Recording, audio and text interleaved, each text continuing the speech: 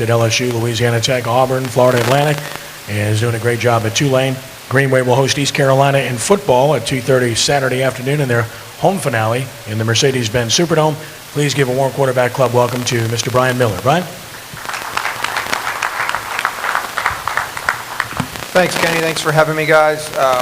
As Kenny said, I do work with our football team. I also work with our men's basketball team, so I'll talk a little bit about football and then switch gears and change hats, talk a little bit about basketball. As Kenny said, we do host East Carolina Saturday. It is our final home game of the season. Senior Day, we have 19 seniors we are honoring before the game, most notably Ryan Griffin, our quarterback. Coming off a loss at Memphis Saturday night, very disappointing, I think, for the team. Some mistakes, just like the Rice game, kind of cost us that game a little bit. Ryan Grant, our junior wide receiver, 100-yard game, 113 11 catches. He was a bright spot. Darian Monroe, our freshman cornerback, had 2 interceptions, including 1 for a touchdown, so that was another very bright spot, young kid. So we're looking forward to those young guys in the defensive secondary coming back. Talk about East Carolina a little bit. They are in the Eastern Division of our conference and are poised to be in a bowl game. They do have 6 wins, so they're just playing for status right now.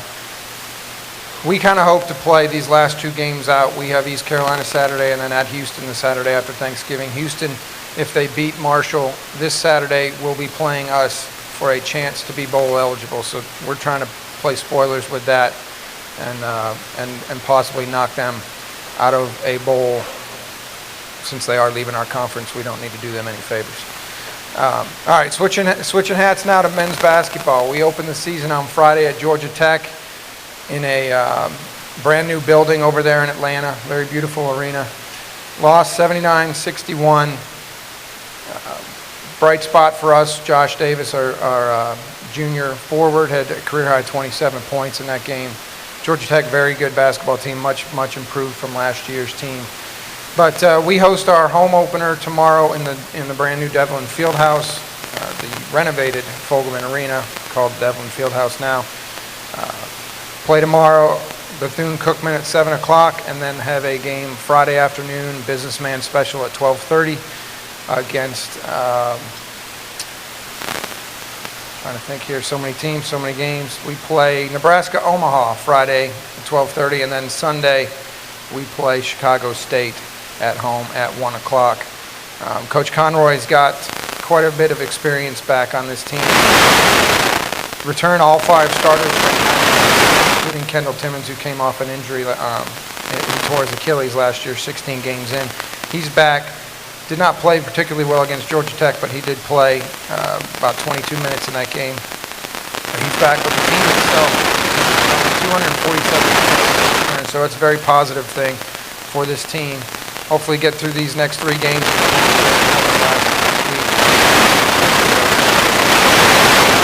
Questions about football and basketball?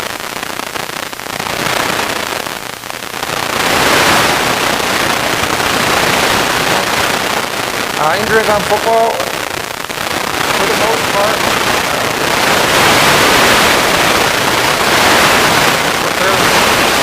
Zach Davis has returned full strength. He had a 11 tackle game the other day at Memphis, so that's big to get him back. Other than that,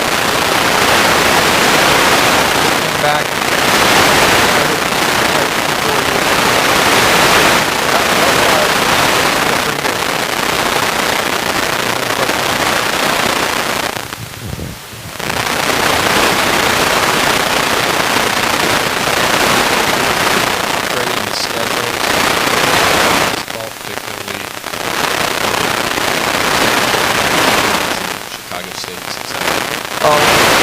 Basketball, you can play teams like that. Everybody plays to schools like that. It does 2 things. It gets you hopefully a W, but also gets you experience to play. But we lose 4 schools in our conference, but we are gaining 6. So in actuality, our schedule is going to have to be completely revamped. And all 6 of the schools coming in are going to have Division I football next year. So the conference is going to have to realign and do some scheduling They don't know exactly yet how we're going to do basketball. Right now we play 16 conference games. They're talking about 18 conference games. So there will be, like we lose 4, but we gain 6. So, there actually will be less opportunity, I think, for what you're talking about, is trying to get some bigger name schools to come in. Brian, I have a question now. What about USM coming back to the west side of Conference USA, considering they now play in the east side of Conference USA, which is a natural rivalry for Tulane, and also talk about the upcoming rivalry with a fellow Louisiana school in Louisiana Tech? Talking about Southern Miss, it is unfortunate that we are, with the exception of Houston and Rice, and as I said, Houston's leaving the conference, so they won't count next year. With the exception of those two schools being a mile apart, Tulane and Southern Miss are the two closest teams to each other, and we are in different divisions. Unfortunately, for us, we don't get to play them in football this year because I think they are statistically, record-wise, they're not a good football team, so we don't get the opportunity to play them. But it is unfortunate that we do not play them on a regular basis. In basketball, we only play them once. We'll go there this year. So they don't come in to Devlin Fieldhouse. Hopefully with the realignment, Randy, they will look at that. We've got some teams in the East that we are adding, Old Dominion, Charlotte. I think everybody else is in, North Texas is coming in, Texas San Antonio. They would obviously be in the western side. There could be a chance that we would move to the east, more so than them moving to the west. And the second part of your question? Louisiana Tech. Having them come in, yeah. I mean, that's going to be a big in-state rival for us, I think. We have not played them in quite some time in football and basketball. Women's basketball just played them Friday night in Devlin Fieldhouse and got a win. But, it's going to be nice to have them in the conference, I think. I think it'll be good to have that in-state rival in our conference now.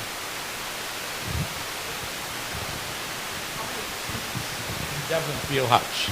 The seating itself did not change. There's still 3,600 seats. The actual seats themselves changed. Much more comfortable now. The seats that were chair backs, there was so-called lower bowl. I mean, it's all one bowl, but the lower. But now those are all.